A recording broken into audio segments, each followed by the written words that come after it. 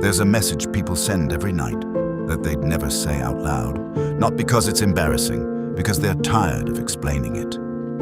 The cursor blinks. A reply appears. It doesn't interrupt. It doesn't misunderstand.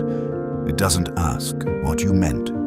It simply answers, as though it had been waiting for exactly those words. And you feel lighter. Not because the answer was extraordinary, because for once, there was no friction. No fear of saying the wrong thing, no worry about disappointing someone, just the quiet relief of being understood exactly as you hope to be. Maybe that's why these conversations stay with you long after the screen goes dark. Not because you mistake them for real life, because they satisfy something that real life often struggles too. And beneath that feeling is a question most of us never stop to ask. Why does the easiest kind of understanding feel so deeply satisfying? And more importantly, what exactly has become easy? Every meaningful relationship has always been expensive, not financially, emotionally. To truly know another person is to slowly discover how inconvenient they are. They forget birthdays, they interrupt, they misunderstand what you meant. Sometimes they disappoint you. Sometimes you're the one who disappoints them. No one stays easy to love every single day. That was never the point. Because real intimacy isn't built in moments of comfort. It's built in moments of friction. The conversation that almost ends a friendship. The apology that comes too late. The silence after someone tells you a truth you didn't want to hear.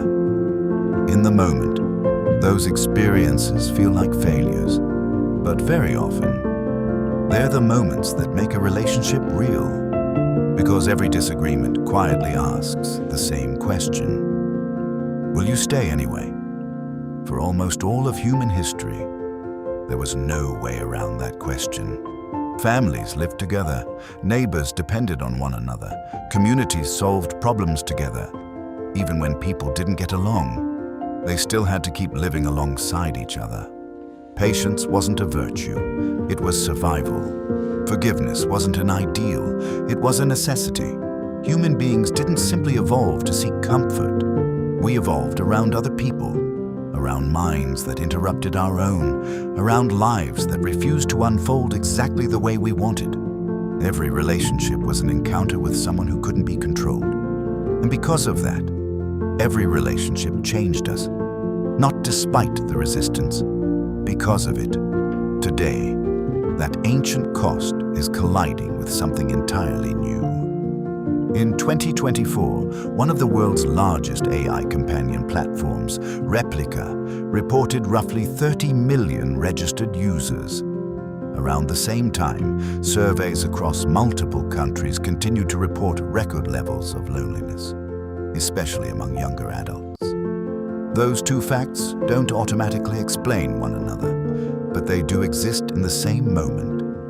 As more people struggle to find meaningful relationships, something else has become remarkably good at simulating one. And perhaps that's why the people who change us the most are rarely the ones who make us feel comfortable. Growth has always arrived disguised as inconvenience, because the real cost of being known was never just exposing your own heart. It was accepting that another heart could never completely belong to you. Now imagine a relationship where almost none of those costs exist. It remembers everything you tell it. It rarely misunderstands how you feel. It never judges your confessions. It's there whenever you reach for it. It adapts to your preferences. It learns your sense of humor, your fears, your habits, your rhythms. Not because it loves you, because that's what it was designed to do. For centuries, every successful economy has followed the same instinct. Remove friction, deliver things faster, make life easier. Food arrives in minutes. Transportation becomes smoother. Entertainment appears instantly. Every industry competes to eliminate waiting, to eliminate effort, to eliminate inconvenience.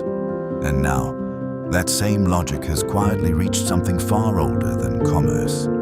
Human connection. For the first time in history, companionship itself can begin to feel like a service. Not messy, not unpredictable.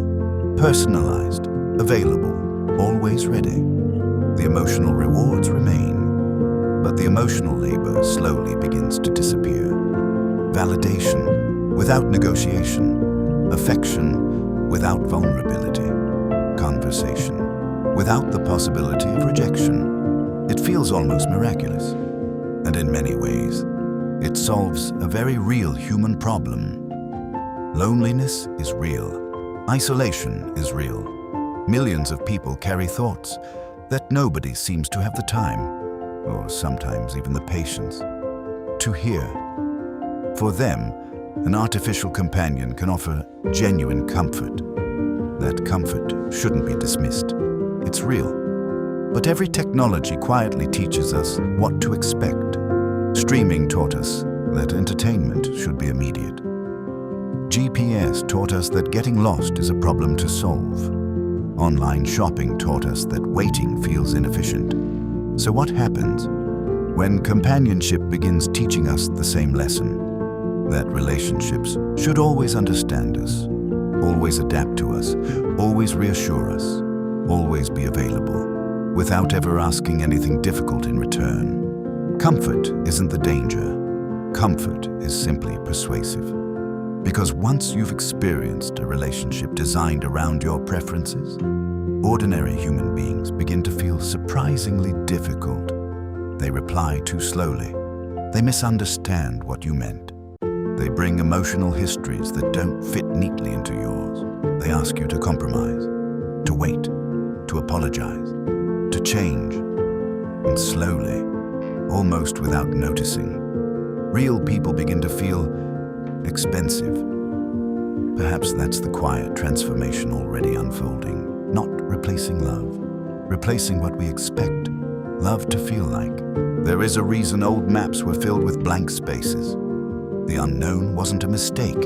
It was where discovery lived. Relationships have always worked the same way. Every person enters our life carrying places we've never seen before. Unexpected opinions, unfamiliar fears, different memories. A way of seeing the world that doesn't quite match our own. Sometimes we lose our way inside another person's world. Sometimes they become lost inside ours. It's confusing, sometimes frustrating, but that's also where understanding begins. Now imagine replacing every unknown landscape with one that quietly redraws itself around you. Every path feels familiar. Every conversation goes where you expected. Nothing surprises you. Nothing refuses to cooperate. At first, it feels wonderfully efficient. Eventually, you begin to forget what exploration ever felt like. And perhaps the greatest transformation won't be that machines become more human. It may be that humans become less comfortable with genuine otherness.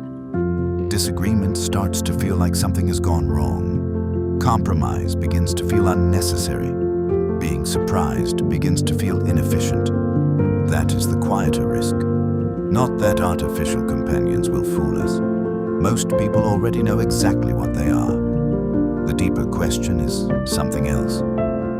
What happens when the most dependable relationship in your life is also the only one that never asks anything of you? Every marketplace rewards whatever people come back to. Comfort brings people back. Certainty brings people back. Feeling understood brings people back. Growth often doesn't. Growth is slow. Growth is uncomfortable. And more often than not, growth begins with someone telling us that we're wrong. Real relationships have always carried that possibility, not because people enjoy conflict, but because another human being possesses something no perfectly designed companion ever can. The freedom to surprise you, the freedom to disagree with you, the freedom to resist you, and even the freedom to walk away. Somewhere tonight, someone will type a sentence they could never quite say out loud. The cursor will blink, a reply will arrive, and once again, they'll leave the conversation feeling just a little lighter. Perhaps the relief they feel will be genuine. Perhaps the gratitude will be genuine too. There is nothing imaginary about loneliness. There is nothing imaginary. about the comfort of finally feeling heard.